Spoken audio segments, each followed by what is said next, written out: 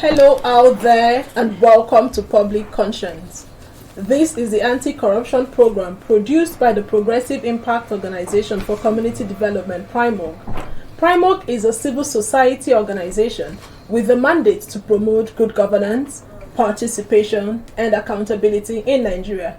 I am Adaobi Obiabumo with Esther Bassi. Welcome to the program. On Public Conscience on Radio, we seek to evolve a corruption-free society through the amplification of corruption stories reported by our partner media organizations and drawing citizens and government attention for democratic actions against it. We also promote integrity by focusing on rare cases of the display of honesty by public and private individuals in the course of their normal activities. The MacArthur Foundation supports the production of this program. Today, we will be delving into a very sensitive and delicate issue that is affecting humanity. Our discussion is on a series of investigations exposing how some corrupt police personnel truncate or water down rape cases, causing the victims so much trauma and denying them justice in the end. This investigation was first facilitated by the Wole Soyinka Center for Investigative Journalism with support from the Open Society Initiative for West Africa. The report was first published by the New Telegraph and republished by the International Center for Investigative Reporting, ICIR. Rape cases have long been on a steady rise in Nigeria, and if you can cast your mind back, you will remember some incidents that caused the death of the victims. That is how serious it is. Rape is a very serious criminal offense. It is an extreme form of violence and very humiliating. Unfortunately, the report we are looking at exposed that rape investigations are mismanaged or outrightly distorted by the police officers for bribes. And when a rape case is poorly handled, it is more traumatic for the victim who is at the receiving end. Trust me, if you haven't been there, you will hardly understand what it feels like to be raped and not get justice simply because someone received bribe to avert justice. As I said earlier, today's conversation is very sensitive, delicate, and critical to the progress of every society. We will try to find out why rape cases continue to be on the rise despite efforts against it and why rape investigation fails most times in Nigeria. And have you been a victim of rape? Do you know someone who has been suffering silently after a sexual abuse? Why do people prefer to keep quiet after they have been sexually abused? How can we discourage rape in Nigeria? And how can we ensure law enforcement officers do not truncate cases for bribes? And as a Nigerian, what are you doing to guide yourself and your loved ones from falling victim? Be ready to join us through phone and text messages in the course of the conversation. The WhatsApp phone line to send your message is 0902 265 6167. That is 0902 265 6167. Please indicate your name and your location when sending your message. This is for messages only. Please begin to send your messages as soon as possible to 0902 265 6167. That is 0902 265 6167. The numbers to call will be given shortly. Let me remind you again that we are looking at a 4-part report which indicted some officers of the Nigeria Police Force of taking bribes and truncating cases of rape and defilement of children, thereby denying the victims justice. The case of sexual violence against women and girls contained in this report are greatly disturbing, despite the Nigerian Governors Forum declaring a state of emergency on gender-based and sexual violence nearly 2 years ago. Rape persists at crisis levels, with most survivors denied justice, rapists avoiding prosecution, and hundreds of cases of rape going unreported due to pervasive corruption, stigma, and victim blaming. In June 2020, Nigerian police said they had recorded 717 incidents of rape within 5 months. In April 2020, Minister of Women Affairs Pauline Tellen said at least 3,600 cases of rape were recorded during the lockdown. while the National Human Rights Commission, NHRC, received 11,200 reported cases of rape over the whole of 2020. We invited the Nigerian Police Force and the Ministry of Women Affairs and Social Development to be part of today's program, and hopefully they will join us. This investigation was an undercover job, and we will have the journalists that carried out the investigation join us via the phone from Lagos. But here in the studio, we are being joined by Mrs. Ede Ene, Development Programming Strategist and Promoter of Inclusion and Diversity. We also have the Executive Director, Men Against Rape Foundation. You're both welcome to the program. Thanks for having us. But we'll start today's discussion with the journalist from Lagos. Juliana Francis, you're welcome to the program. Thank you very much. I must say, massive work you have done here. Could you give us highlights of your investigation and explain one or two incidents that got you very worried? Well, exactly the two incidents that really got me worried was while doing this story, we just randomly took cases, but along the line we decided to make it more accountable. There's what we call accountability journalism. So we now decided to list the names of the police people that were alleged or indicted in the report, and that was how a particular name keep recurring, and it was a woman, a police woman. So that for me was really nice, because while you're a woman and you're a mother, you should know the implications of truncating this kind of case. You know, so there are some cases you don't joke with. You don't joke with confinement and rape cases. You don't treat them the way you treat robbery cases, or stealing cases or two fighting cases. Because we are talking about life issues that can leave trauma for long. Then the second case was the issue of Treasure. Treasure, the 3-year-old girl that was arrested in Edo State, and the police wanted the family of the victim to settle with the family of the perpetrator until human rights activists came in. And the police had already painted the picture that the girl fell from the rooftop in Queens and she injured her vagina, you know, and she was bleeding. For a whole complete week, the girl was in diaper and she was bleeding, and the diaper kept being soaked with blood. Now, why would you want to settle that kind of case instead of trying it to court? So those two, you know, they gave me good points. Anyway, all cases that have to do with violation, you actually leave me traumatized. It's quite unfortunate that one of the police officers who tried to truncate or water down cases of victims of defilement is actually a woman who should understand better the plight of the girl child. But in what other way did the police officer undermine justice for rape victims? Okay, there are so many ways. There are so many in fact. Because I don't have the whole book. First, changing of statements. When you change statements, they change statements, you blame victims. Victims are very fragile. No, in international standard, now we don't call them victims, we call them survivors. Or for your program, I want the general public to understand when I mention victims. Victim blaming, you don't blame them. They are fragile. It has taken a lot for them to come forward. So why are you putting the blame on them? I've seen a girl that walked into a police station and she told the police that her dad has been violating her. And the police people were laughing and they asked her, did you enjoy it? You know, you need to handle these people with care. Yeah, they have this dismissive attitude. You know, like the kind of question we just ask into the years. It's enough to make her go into her shell and walk away. Yes, embarrassing questions like this one. Did you enjoy it? How did you feel? How did you do it? in advising victims and perpetrators to settle. Somebody that wants justice, you are asking the person to settle. And most of them end up accepting because what that they want, they don't want justice.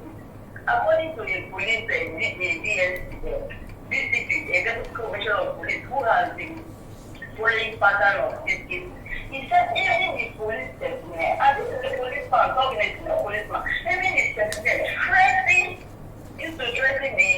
the victims to settle with the perpetrators.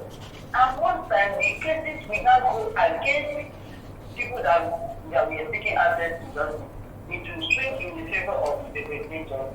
Then asking perpetrators to marry the young victim. I personally did that investigation last year too, where by girls that were raped, police will say, okay, we are from the same Igbo now, why don't you marry somebody underage girl that has been defined that needs justice and in Lagos state law? And you don't settle this case. You charge the person to court, to serve as their to others, but you want to settle. In the course of this investigation, can you hear me, Juliana? Yeah, I'm listening. You have painted a very ugly picture obtainable out there. But in the course of your investigation, did you try to find out if the police personnel that handled these cases, are they trained? Do they have a gender desk in their offices? We have a gender desk on the court. We are supposed to have been trained in court anyway. But the problem of the police is a systemic problem. First, they said they keep transferring them. That was one of their issues. You train somebody on how to handle gender issues. You put them on the desk in the unit, and then after you transfer that same person to go and start working with maybe unit like it's supposed to be a special victims unit. That train, so if you are supposed to transfer the person, you should be transferred to another station and to that same desk. Not that you train somebody, you spend money, time, then you are moving the person there. For example, maybe to start unit or to fraud unit.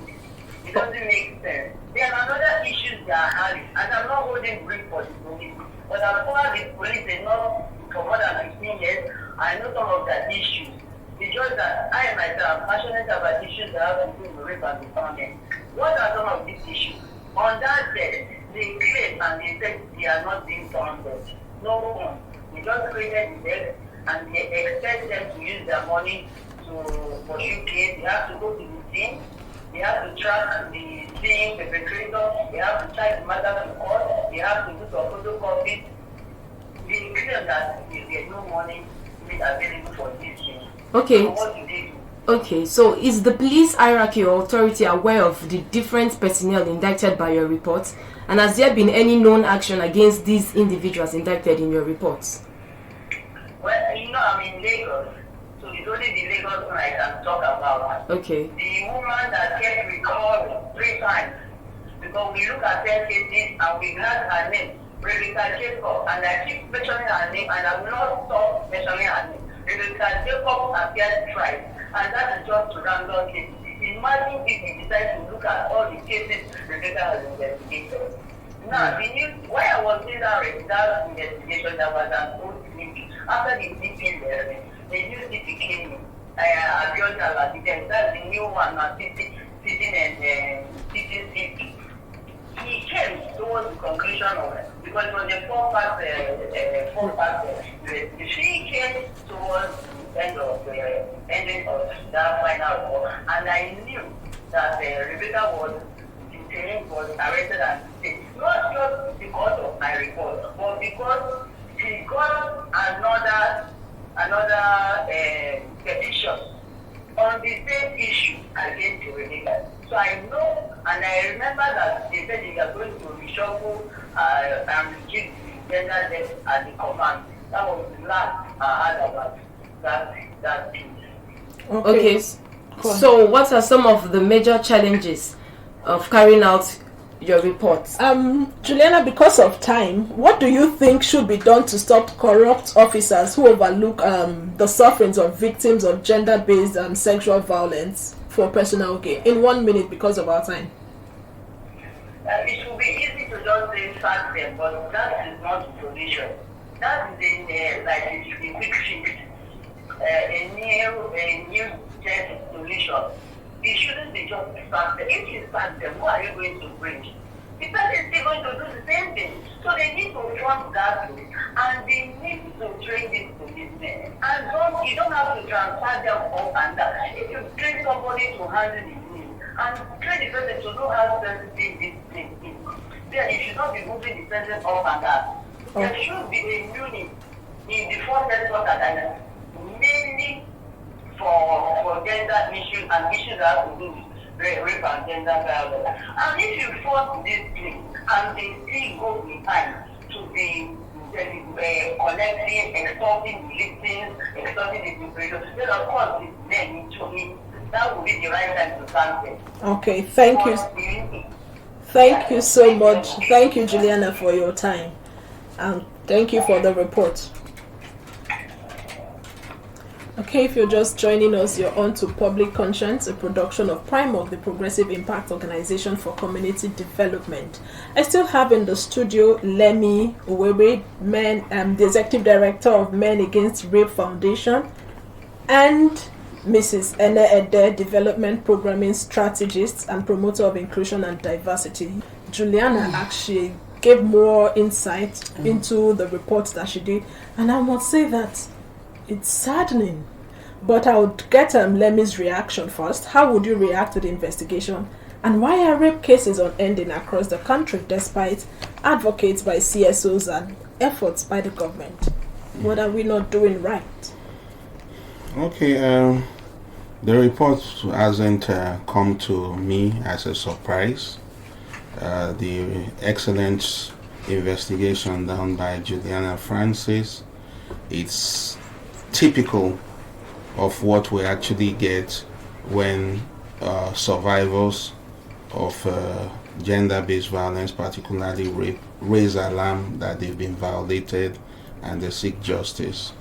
It's a systemic problem, and it also demonstrates the little or no premium placed by government and security operatives or security agencies to tackle this issue. As I usually say, despite the declaration of state of emergency on SGBV by the federal and state governors some months ago, last year that was, you would find that there is a yawning gap between their empty rhetoric and concrete action. It's like they just play to the gallery for the optics at the moment. They just react as though they are doing anything, but nothing significantly has been put in place. Now, when rape cases occur and you seek justice, you find the voice to cry out for help. You would find that the chain of responders, one starting with the police, they start, as these reports have shown, to compromise the case from the beginning, from the outset. So the integrity of their investigation is questionable, and they water down the gravity of the offense on one hand. So they do it so badly, they do such a shoddy job that even if and when they eventually charge that case to court, the case is so weakened that you cannot establish any concrete, a case against the perpetrator. So that is on one hand. On the other hand, they make sure that the victim shame the victim. You are the one who's been abused, you are the one who is seeking help, you are the one who has found uncommon courage to say this has happened to me. In a society where we use the word survivors, in a society where survivors will be stigmatized the moment they speak out. These people, few of them still find courage to speak out. Then the police itself become the agents of shaming that person who needs to be helped. That situation is rampant everywhere. It's rampant. That investigation by Juliana typifies what survivors of rape or defilement go through. And again, because little or no supervision is done by the hierarchy of also the police, you find that how can you imagine, for all intent and purposes, with how serious the issues of rape and sexual and gender-based violence is, you now want to midwife? You, of course, after intimidating, how do they midwife a settlement, so-called settlement? They make sure they first shame the victim, intimidate the family, weaken you to the point that you know so that you are on your own, so you are compelled to accept, and what is, it's not a civil matter. The issue of rape is criminal, and you do not negotiate a settlement on a criminal matter. You charge to court, you investigate properly, charge to court, and let the court do the needful if the police too will be committed to this matter. Remember, they talk about gender desk. The gender desk they talk about, in truth and in operation, is just for the sake of the name. They just name it gender desk. So real trainings, real trainings are not done, number one. Two, the gender desk is there without gender officers. Just any policeman. As a matter of fact, I dealt with a case, even though it's domestic violence, not rape directly. And I found that the man who was made IPO in that case, for instance, had been in the police for like 27 years and had never dealt with any matter around domestic violence. That is the kind of situation. And at the end of the day, the woman who was afraid for her life had taken her children away. They called her and said, the only way we will grant you bail is if you agree that you will produce these children next day at the station. She brought the children next day at the station. They were humiliating their mother before then. At some point, they now say, okay, let's go to the DPO. And they were moving the children. I called the IPO and say, why don't we do it this way? You are supposed to be a gender desk officer. Why don't we do it this way? You've cited the children. They've seen you, you've seen them. Why don't they sit in their father's car, not their mother's now, while you go with the parents to the DPO? And the guy says, there's nothing I can do. The children have become exhibits. Wow. Now, these are the kind of people that handle rape cases. What will you get? Professionals. Okay, let's speak with Madam Enede while the journalist was giving her update, and Lemmy Webre, the expression on your face just says that I am disappointed. Could you say more about this? Yeah, and let me first of all commend all those who are supporting this project, and particularly your own disposition to Primark's disposition to quality partnership and collaboration. You wouldn't have been able to succeed to this extent. It's not only disappointing, it's also traumatizing. I was feeling cold in me, and I was getting into deep trauma listening to this. For one, look at this extent this journalist went to do. I don't know if that is the real name or, so for that courage, we'll continue to pray for her, and we'll continue to speak so that we'll have more courageous professionals coming to do thorough work. Well, without that, we'll not be able to raise the bar of accountability. I'm happy about the report, but it's also disappointing that the response you have, I'm sure these empty cities for the police. Sure, yes. So even if they cannot be in the studio for perhaps fear of victimization or attack, they should be able to connect on phone and be able to give respect to the person who did this report as well as other stakeholders. If you look at the VAP Act, under Section 32 of the VAP Act 2015, it's an act of parliament. The police duty under powers of the police is very elaborate. So this is why when people talk about, everybody is always against the police, this is the responsibility.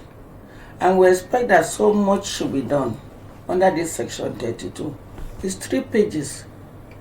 The police has more duties than even every other security agency or security, the criminal justice sector. So it means it's much responsibility has been given. We expect so much commitment to this. Let me just mention about the commitment is mere rhetorics.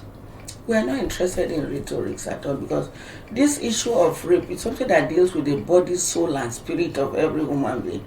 You who is a direct victim and you who is impacted on because you are working to support the survivor or the victim, as we have seen.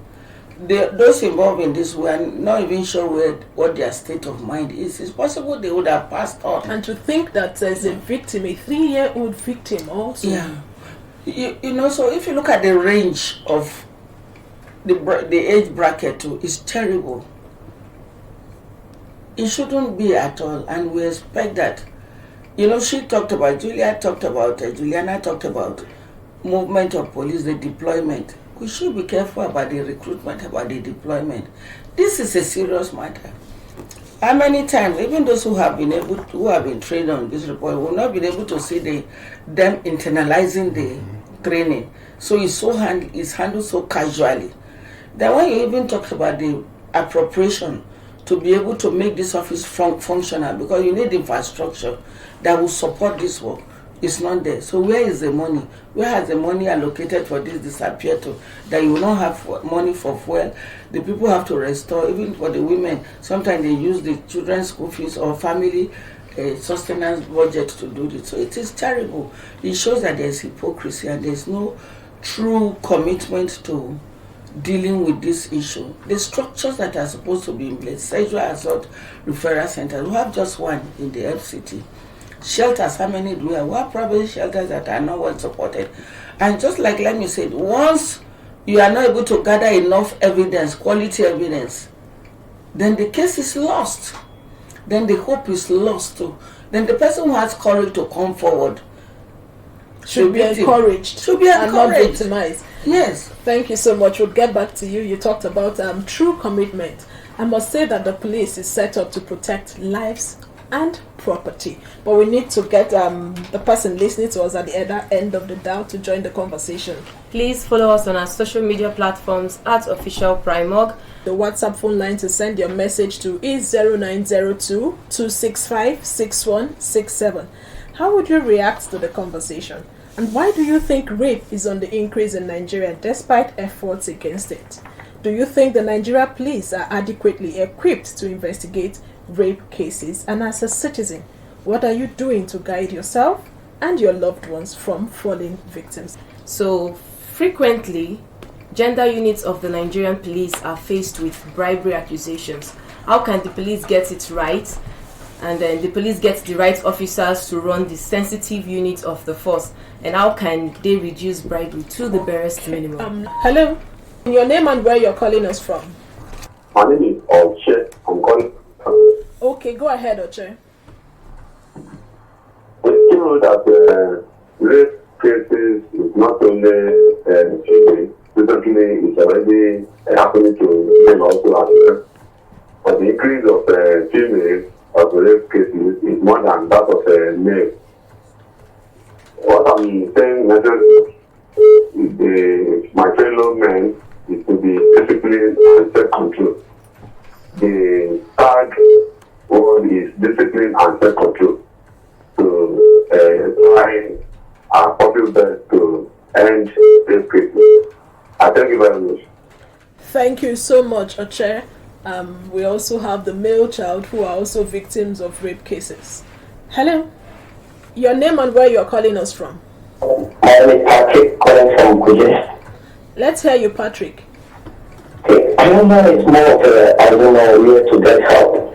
Because this issue that we have taken difficult in all that the madam then said, and the journalist that later spoke about police also not helping matters. It's a real problem. There is a lady who was raped. And then the case was taken to court. It was granted that the man showed this and that.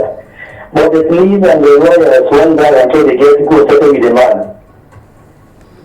As I speak to you now, that lady, without that kid, because he gave birth to that child, he is suffering to feed. The man is going about freely. because the girl, I have not going to talk about it. We've tried 2 times. Each time you get the lawyer to speak, before you know, you turn back and tell the girl, go and settle with the man. And I told the man go back, bribe them, give them money. And the girl is being suffering to eat is a problem. So I actually call to know if there are help that could be whether the madam's organization or what would have, because I was kind of handicap is a big problem.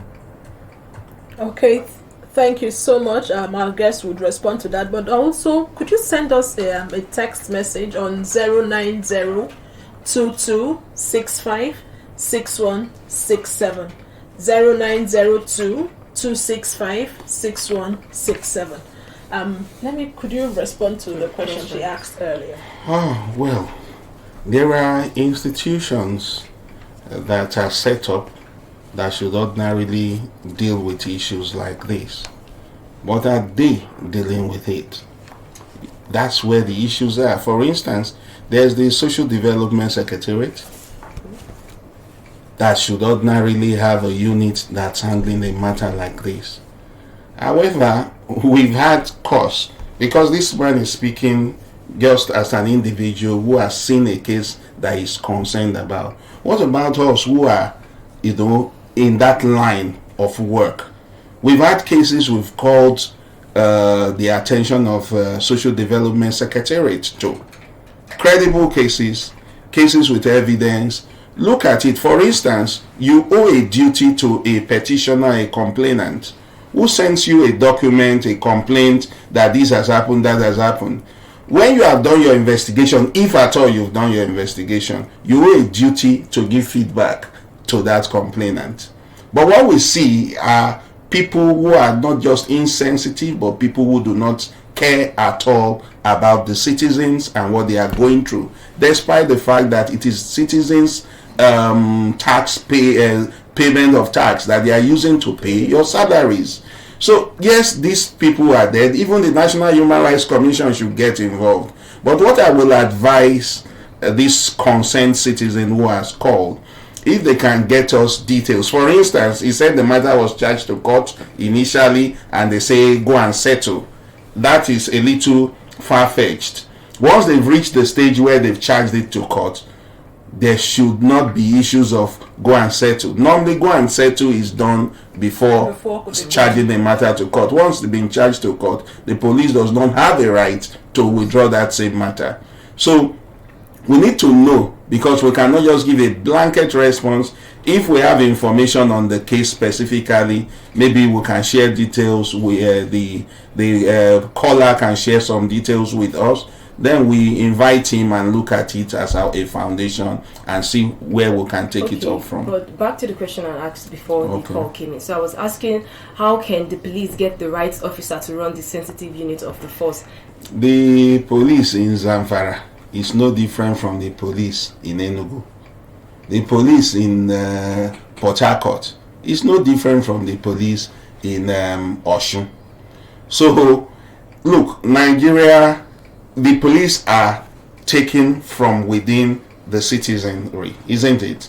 So there is definitely, it's not just for the police, all of us totally must reorientate ourselves, must renew our values and begin to place values more on humanity more than on money. Okay, things are tough. You want to say justification why police is taking bribe, this citizen, we are all vicariously liable one way or the other. So except our national ethos and values are renewed in each of us, it will be tough. Yes, not just the police, because the lawyers who also connive with the police in order to compromise cases, including the lawyers that victims have reached out to who compromise, the police cannot on its own really be able to fully mess up a case. Like the stories by Juliana, you would see that somehow there is connivance. So it's a big matter, but if the head is good, then we can begin to have some changes. Because if you have institutional leadership where there is a lot of decisiveness, a lot of commitment, it trickles down. Because the moment there is a complaint, for instance, you deal with it. I'll give you an example. The case of 14-year-old, late 14-year-old Karen Apuch Ondodo Akbar that we've been dealing with. The young lady who was raped allegedly at her school in Lugbe. Now, it's confirmed that she was raped. There is no doubt about it because, one, our law is clear about statutory rape. She's under 14, condom found in her with dead spermatozoa and all that. That is established. But you still had a case where the connivance of the police has made the case extremely difficult. From the outset, if they are taking key steps that they ought to have taken, because global best practices, once a scene is suspected to be a crime scene, what do? You cordon off that place. But the police allowed, the FCT command specifically, allowed for whatever to be tampered with within that long time. Evidence will be tampered with. The only time we had a bit of attention was when we managed to eventually get the Deputy Inspector General of Police of blessed memory now, the great Ebunike, who died a few weeks ago. We were able to get him to transfer the case to the FCID gender unit. That was the only time we started getting a bit of communication, updates and all that. But then they got it late because this time in question, Lagos is a standard. The moment a school is alleged that something wrong has happened, what do? The first thing, and it's global best practice, the first thing is to cordon off the place, shut down the place temporarily. But the police in Abuja would rather do, okay, so that's where the problem is. But if there is institutional check and balance, then you would know that once Oga hears that kind of scandal, why would the police declare me, for instance, begin to seek to arrest me because I say we want people to account for the death of that child? This is the kind of pressure as a gender activist, as we are doing it, the police will not be happy. But if you have credible evidence and you inform and you disclose, if the leadership, the number one man, will not take nonsense from his officers, when you have credible evidence, somebody pays the price, maybe deranked or whatever, you find that people will begin to take it seriously. But even from the leadership, people joke about these things. Most of the people are just interested for the optics. They jump around. We have the story of Osinachinwachuku. You found that the people who had lost their voices when it came to the case of 14-year-old Karen Apuch have been jumping up and down like praying mantis because Osinachinwachuku is a celebrity. And so everybody is paying attention. So whatever they do will make them look beautiful. As I speak to you, Karen's case is about 10 months now since she died. The Minister of Women Affairs never made a statement to say this is one death we will not take, let us investigate, we'll call on the police. We are not saying blame anybody, but call on the police, show that you have interest. The minister for the last 10 months has not made a statement. However, with the Osinachi's case, she's one of the major people who have constituted themselves into IPO, telling us of what happened. I must also state that we invited the Ministry of Women Affairs and Social Development and also the police, but as we speak, they are not in the studio with us. But let me take this message from Angela Pius from Kwali, and it says, please, how can the police do a follow-up on rape cases?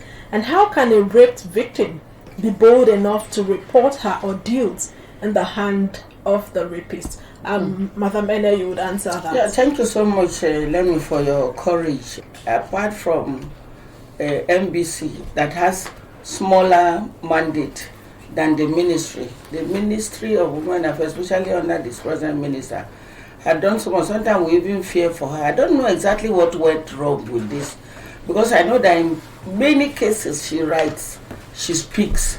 So it's good to find out. I would personally want to find out what went wrong in this case in particular. Patrick was asking for help. You can see he's not asking for help for himself. Under Section 38 of the VAP Act, the FCT VAP Act, or the National VAP Act, victims of all forms of violence, particularly SGB, they have options of what they need that is like remedial, because the tripod on which this VAP Act was passed is effective remedies, maximum protection, and punishment of offenders. We are not seeing, because Lemmy had alluded to that earlier, all the institutions in charge are not talking. Next time, please try to bring in Ministry of Humanitarian, Disaster Management, and Social Development. Social Development is no longer with the ministry, because they are also in charge of the major palliative that we talk about. We want to be able to see huge volume of palliative and all other incentive that government has specially allocated to victims of, because they will eat. Even those in private and public shelters. I remember Dorothy Jemaze Foundation. I've been to the place. If you see what she's doing, it's like taking part of her blood to be able to keep that place running. They don't have food. So it's possible to do that. If you say, when will police be able to sit up? Somebody was asked recently, says, like, when you ask, when will sin end from this world? It's very troubling, because the economic situation, the structures they have, the demand they made on them, both high and low, it will not make them to stabilize unless we sit up. If we raise the bar of accountability, we put in structures that will give us M&E, monitoring and evaluation. Let's evaluate. Let's be able to have a forum of all stakeholders, sit down with the major government agencies, Ministry of Education, Ministry of Health, instead of the burden being on Ministry of Women Affairs alone. Bring all of them together. I don't know if you are at liberty to convene a town hall meeting or whatever they want to call it. Bring them and tell them that.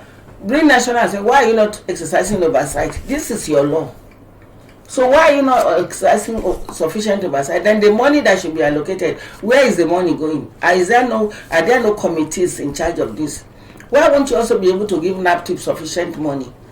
So money is not being allocated, and if money has been allocated, where is it going? So it's for us to raise the bar of accountability. The victims have rights. Victims and survivors have rights that must be fully accounted for. Okay. So drag all the institutions available to the table so that they can tell us what has happened. Thank you so much. I must say that the VAP Act is an important legal tool that can help make the country safer for women and girls. Why is this piece of legislation difficult for some states, government, and the legislature to domesticate it?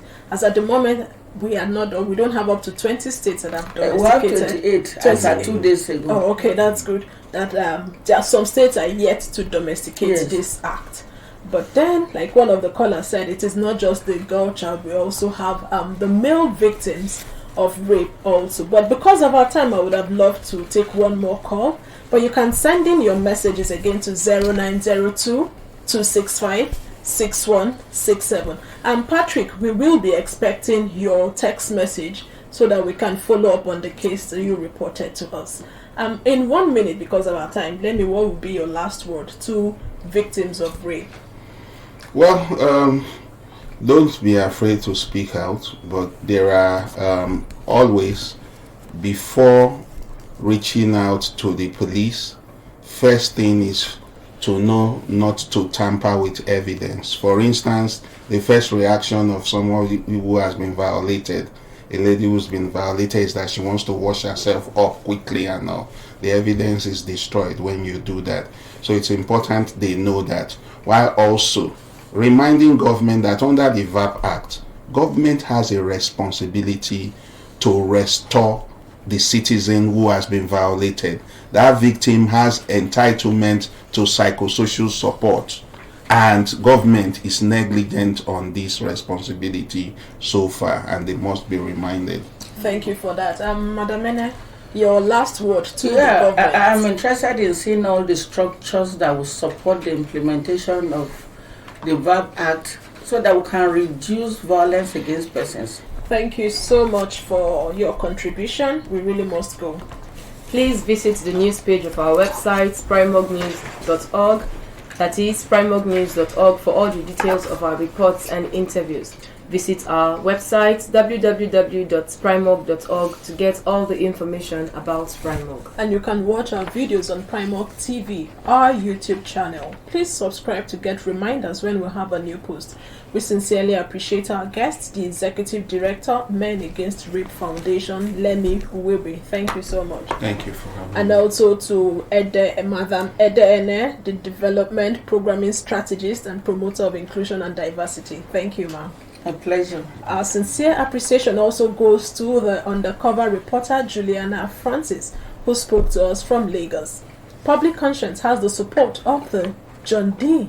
and Catherine T. MacArthur Foundation, committed to building a more just, verdant, and peaceful world. Get more information about the foundation on its website, macfound.org. Join us again here next week for another episode of Public Conscience.